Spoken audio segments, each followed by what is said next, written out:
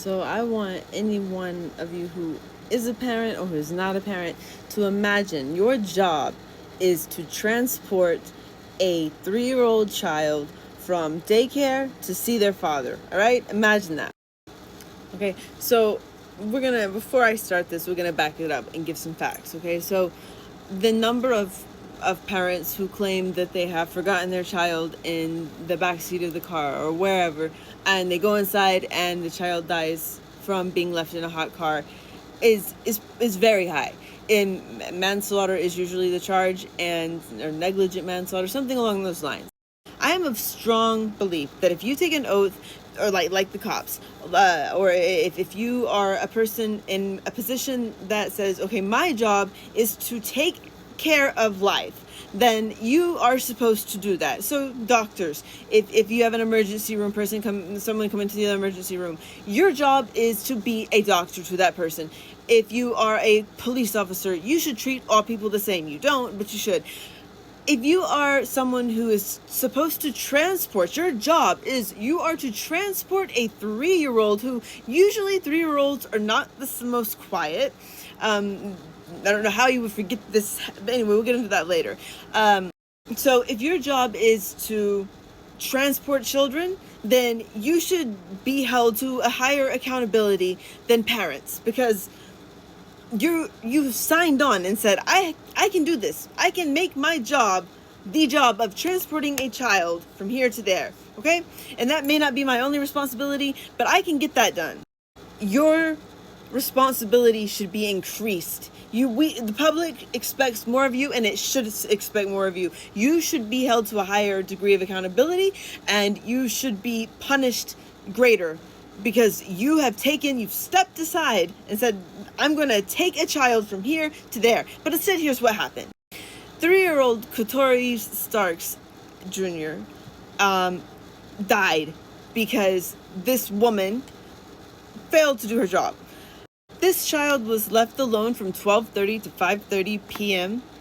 And so anyone knows the CPS is shit. Okay, but it shouldn't be this shit. And it shouldn't be so shit that they are allowed to get away with what parents get put in prison for 10 years under negligent manslaughter and things like that. This woman is walking. Here's what happened. And another thing I want to know is, why is no one speaking about this? Why is this not being blasted? Why aren't more people angry about it? Is it because more people don't know? Because in Alabama, a 3-year-old was picked up from daycare, taken to see his father, and then he was supposed to go back to daycare. But instead of that, this woman, and she later will call the family and give a 3-minute apology. And I've heard some of it. They've distorted the voice because, of course, we wouldn't want to hurt her. I'm so sick of that mentality. She's not the fucking victim. But anyways, and I guarantee you, if this was the parents trying to justify what they did or something, they wouldn't. So this is in Birmingham, Alabama. Okay. And the temperatures some sites say it was 90s, but humid, so it was triple digits. Other sites say 108. But I want to note this, okay? So no matter what, it was around it feels like.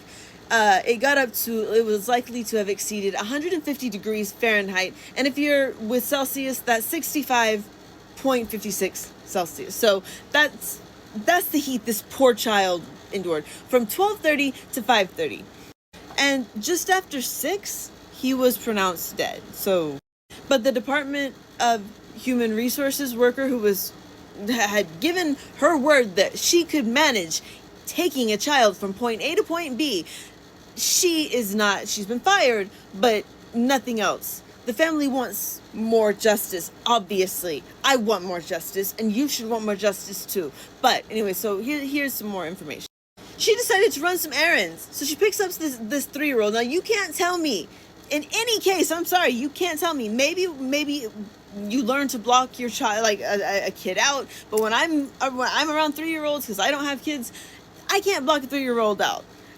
Whether it's yay, like I'm happy and excited, or whether I'm in a bad mood and I hear a 3-year-old, I'm going to notice that there is a child in the car. I don't understand how people forget there's a kid in the car. But parents and a person whose job is you get in this vehicle, you take this child, and you take this child from the father to back to daycare. That's your job. I don't see how this child would have been quiet. I don't see how you could forget when that's your job.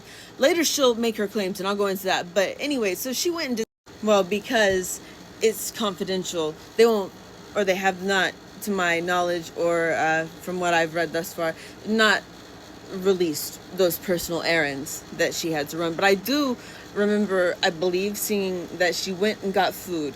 And my thought at that point was, did she even bother to get the child anything? Like, you know what I mean? Like, I don't give a fuck if that's your kid or not. If I'm taking a child from point A to point B and I'm stopping at McDonald's to get me some food, I'm going to get the kid something, at least, at least a drink. Those are the kinds of, that's why they make this shit confidential.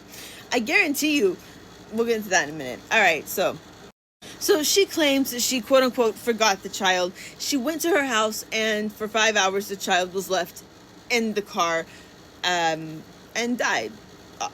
Tragically, horribly. I've watched his dad speak on how smart he was, and all of that is heartbreaking. And there should be, and there probably is, but memorial videos for him. But this video is to talk about the rage I feel towards the government and systematic racism. I guarantee you this would not have happened to a white child, and if it did, especially if the worker had been black, we would see some kind of anything would have happened other than the person being fired, or just fired, I should say. So the body has been released to the parents, and the autopsy has been done, but they're not releasing what the autopsy found. Well, we all know what the autopsy found, but she later calls the family, and there's a 3-minute audio recording where they've distorted her voice. If anyone has the actual audio clip, I would be very interested to hear her voice, where she's explaining what happened and how she's so sorry. She got a call and they said that she didn't have to do her next case, so her first and immediate thought was, oh, I can go home. She went and did what they're calling personal errands, whatever that is, and then she did go home and leave. Again, a 3-year-old is not quiet. Maybe. So a week ago, as of a week ago, the family has hired an attorney, and obviously, hopefully, will get something done. But this is the South, and this is Birmingham, Alabama, and the child was black, and I don't care what the reason was they removed this child. I don't agree with the things CPS does. As a child psychologist, I think that is far more traumatic most of the time to remove the poor child, especially at this age, from a home than it is to leave them in whatever the circumstances are. I'm not saying we shouldn't address those circumstances, but it's very traumatic, especially for a 3-year-old, but that's a whole other video.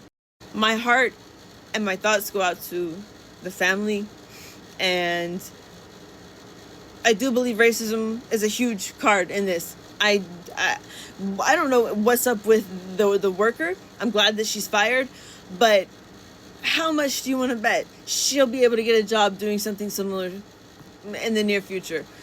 Pretty sure that'll be happening.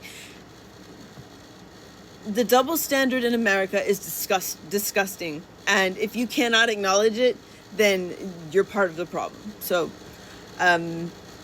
that's what happened, in short. And you should be outraged that it's not blasted everywhere. You should be seeing this front page everywhere. What if it was your child? What if it was your niece? What if it was someone, like, why can't you people think of things like that? And then to have no closure, no justice. Just a oops. While parents that forget, they're put away for manslaughter. But someone who's saying, this is my job, they're just fired. What the fuck is wrong with you people?